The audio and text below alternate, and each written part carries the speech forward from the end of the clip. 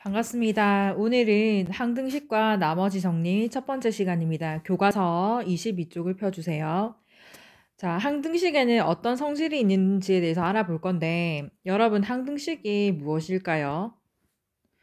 우리 중학교 때 항등식 배웠습니다. 항상 성립하는 등식. 항상 성립하는 등식. 즉 중학교에서 주어진 식의 문자에 어떤 값을 대입해도 항상 성립하는 등식이 그 문자에 대한 항등식임을 배웠습니다. 중학교에서 배운 항등식을 바탕으로 오늘은 조금 더 확장이 된 내용을 배울 건데 어렵지 않습니다. 자, 그러면 먼저 교과서에 이런 거 있습니다.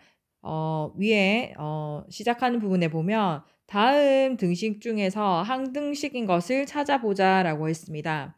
자, 첫 번째 문제 x제곱은 3x 이 식은 항등식일까요? 자, 항상 성립해야 되는데 그냥 제일 쉬운 x에다가 1만 대입해봐도 양변은 성립하지 않죠. 그래서 항등식이 아닙니다.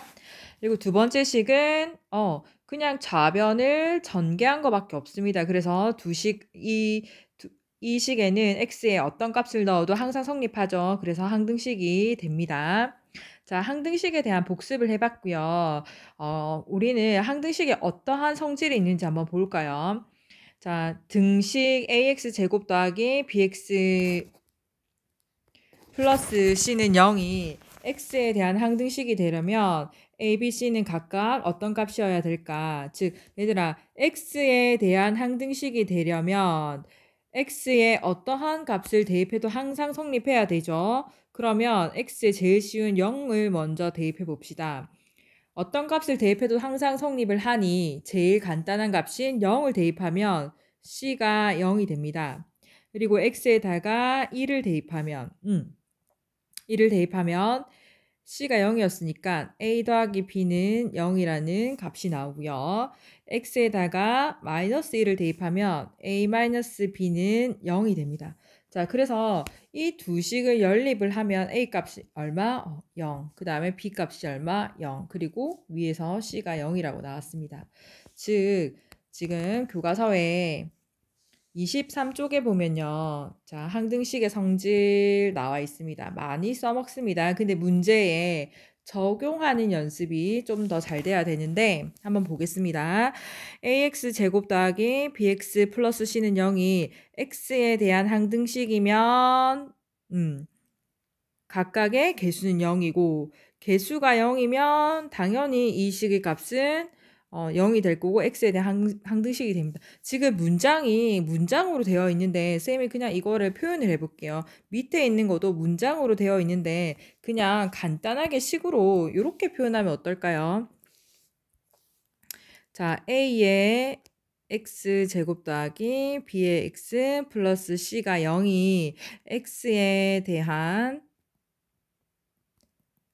항등식이다라고 하면 이 필요 충분 조건이 뭐냐면 A의 개수도 0, B의 개수도 0, C의 개수도 0이 되겠습니다.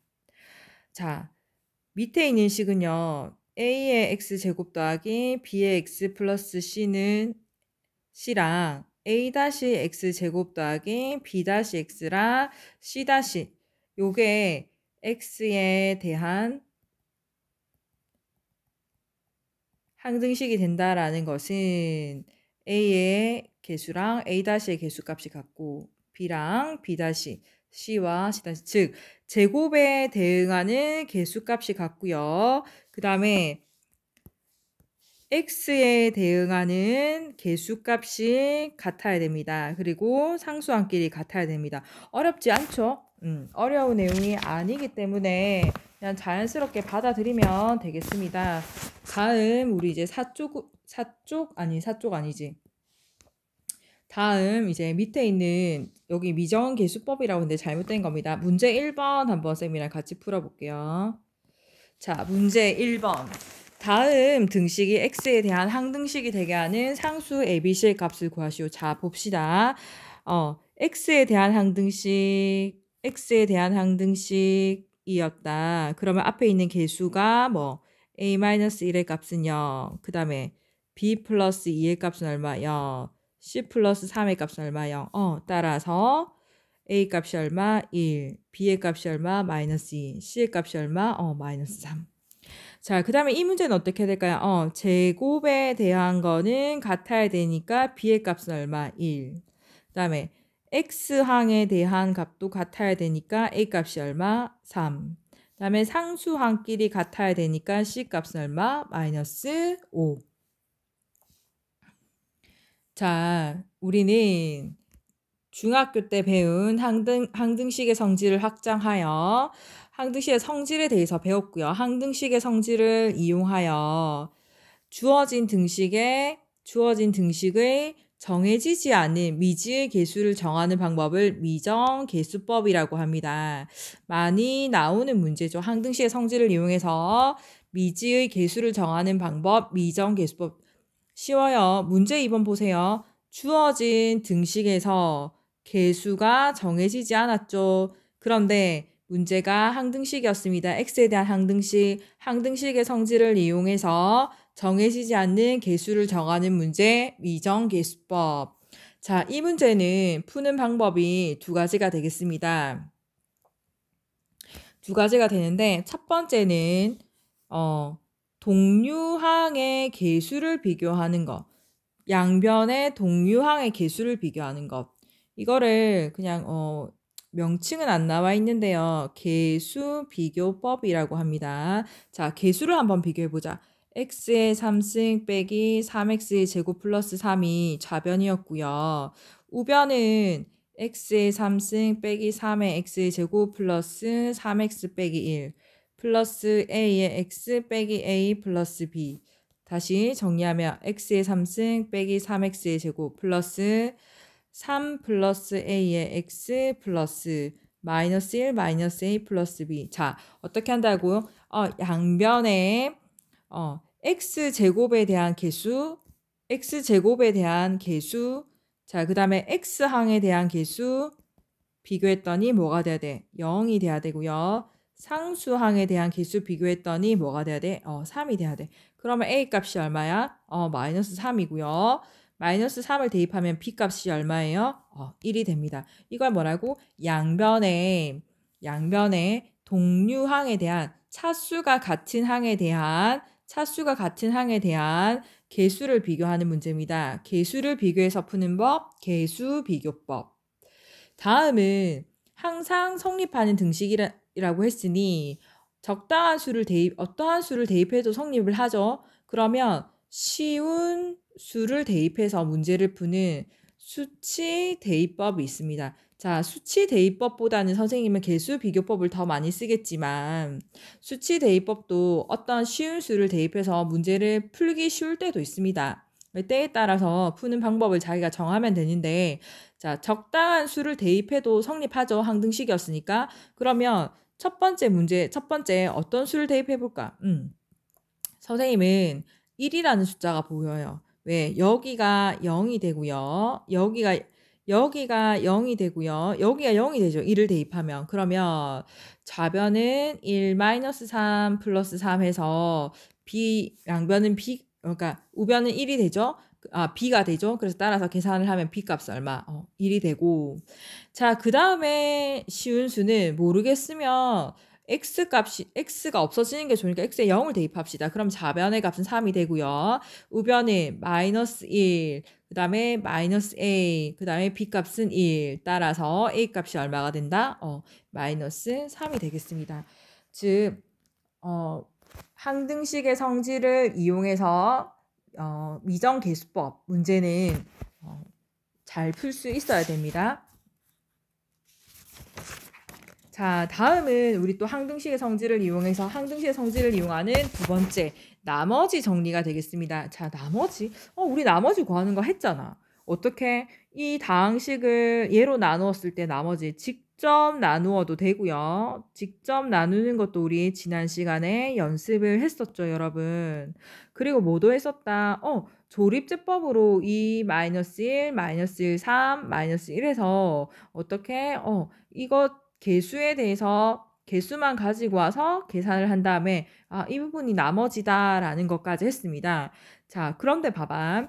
이렇게 지금 직접 나누면 우리가 나머지만 구하는 게 아니라 목도 구하고 나머지도 구해요. 조립제법도 구해보면 목도 구하고 나머지도 구하거든.